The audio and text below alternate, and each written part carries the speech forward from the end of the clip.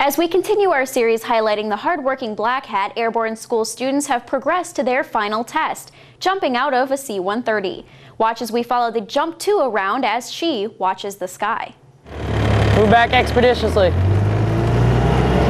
Meet Staff Sergeant Kathleen Hedges, an experienced Airborne School cadre and medic. Most days, she instructs future paratroopers on the techniques of airborne. And today, she watches the skies, as she's the MCoE or Jump 2 of today's airborne drop.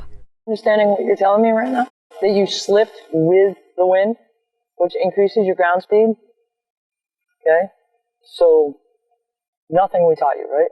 We have to mold airborne students, and they come in all shapes, sizes, and mentality, so it's a matter of reaching that individual. I think it's always important if you can make a difference in somebody's life. You know, they start to get it mentally, and they're like, yeah, you know, thank you. So it's just about making the difference. Hedges' afternoon is full as she inspects roadblocks, checks on students, and watches the skies for failed parachutes, a task in which she has zero tolerance for mistakes. Did you hit your head? No. Not really, anyway. You're not responding very well. I'm just asking you simple questions, giving you simple directives.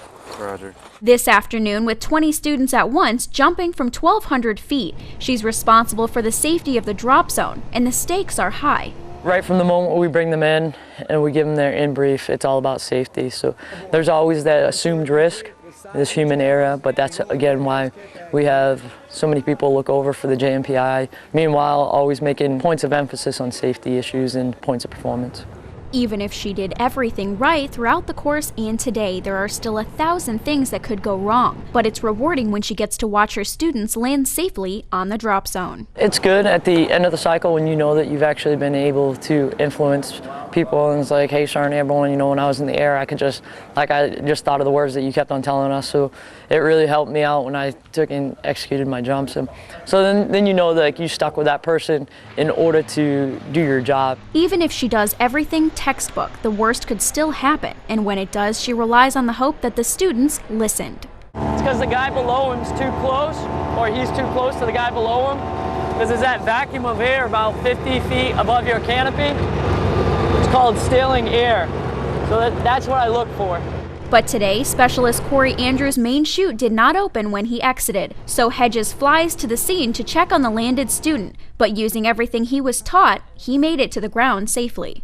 Yes, I did. They taught me well, and you know, it was just a twinge of like, oh my, but I knew the reserve would work, and I did what I was supposed to, and everything went well. Having some twist coming out of the aircraft is a normal thing. However, failure for the main canopy to inflate is very, very rare. His actions definitely saved his life. Everything he did was to the T, to doctrine, what we put out on textbook, allowing him to get up from this jump.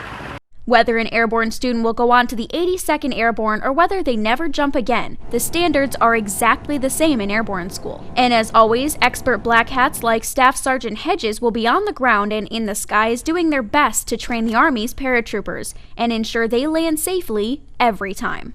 Nicole Randall, Fort Benning TV.